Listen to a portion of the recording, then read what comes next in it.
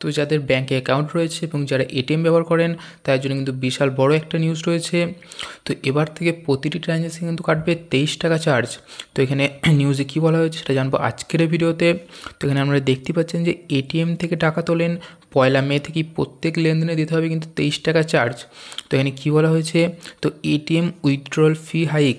তো কেন্দ্রীয় ব্যাংক স্পষ্ট করে জানিয়েছে যে এবার গ্রাহকদের প্রতি মাসে 5টি করে ফ্রি ট্রানজ্যাকশনের সুবিধা কিন্তু দেওয়া হবে এবং কিন্তু ফাইন্যান্সিয়াল এবং নন ফাইন্যান্সিয়াল ট্রানজ্যাকশনের মধ্যে কিন্তু যুক্ত রয়েছে। তো এখানে আরও কী বলা হয়েছে, তো RBI order reserve bank of ইন্ডিয়ার সম্প্রতি ঘোষণা করেছে আগামী 1 মে থেকে এটিএমের চার্জ কিন্তু বাড়িয়ে তোলা হয়েছে। তো প্রত্যেক গ্রাহকই এটিএম থেকে টাকা তোলার জন্য মাসিক কিন্তু সীমা নির্ধারণ করে থাকেন, যাদের মধ্যে কিন্তু কোনো চার্জ কিন্তু ধার্য করে না ব্যাংক। এবার কিন্তু সেই সীমা কিন্তু পেরিয়ে গেলে প্রত্যেক লেনদেনে কিন্তু বাড়তি 2 টাকা করে দিতে হবে গ্রাহকদের।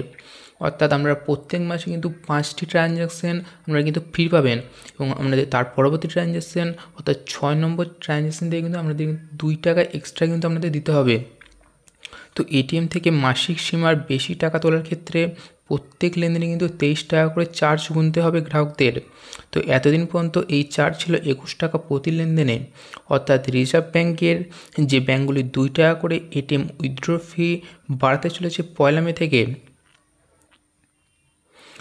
তো কেন্দ্রীয় ব্যাংক কিন্তু স্পষ্ট করে জানিয়েছে যে গ্রাহকদের প্রতি মাসে 5 টাকা করে ফি ট্রানজ্যাকশনের সুবিধা দেওয়া হবে এবং ফাইন্যান্সিয়াল এবং নন ফাইন্যান্সিয়াল ট্রানজ্যাকশনের মধ্যে কিন্তু যুক্ত রয়েছে। আর এটি কেবলমাত্র যারা নিজের ব্যাংক থেকে এটিএমের ক্ষেত্রে কিন্তু প্রযোজ্য।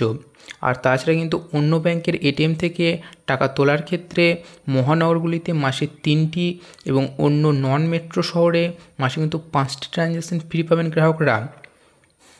তো সংবাদ সূত্র অনুসারে রিজার্ভ ব্যাঙ্ক অফ ইন্ডিয়া এবং ন্যাশনাল পেমেন্ট কর্পোরেশন অফ ইন্ডিয়ার তরফে কিন্তু জানানো হয়েছে নগদ টাকা তোলার ক্ষেত্রে এটিএম ইন্টারচেঞ্জ ফি 2 টাকা করে কিন্তু বাড়ানো হয়েছে 1 মে থেকে। তো এনপিসির সদস্য ব্যাঙ্কগুলিতে এর বদলে কিন্তু ব্যাপারে অবগত রয়েছেন 23 মার্চ। তো এর আগে 2024 সালে 6 March national financial switch share কমিটির অনুমোদনে এটিএম ইন্টারচেঞ্জ ফি কিন্তু বাড়ানো হয়েছিল। তো এই ডোমেস্টিক ফাইন্যান্সিয়াল ট্রানজ্যাকশনের ক্ষেত্রে 19 টাকা এবং নন ফাইন্যান্সিয়াল ট্রানজ্যাকশনের ক্ষেত্রে 7 টাকা করে কিন্তু ফি ধার্য করা হয়েছিল। আর এই অনুমোদনের ভিত্তিতে এনপিসিআই রিজার্ভ ব্যাঙ্ক সম্মতি আদায় করে এবং জানানো হয় যে এই চার্জের ওপর আলাদা করে কিন্তু জিএসটি ধার্য করা হবে।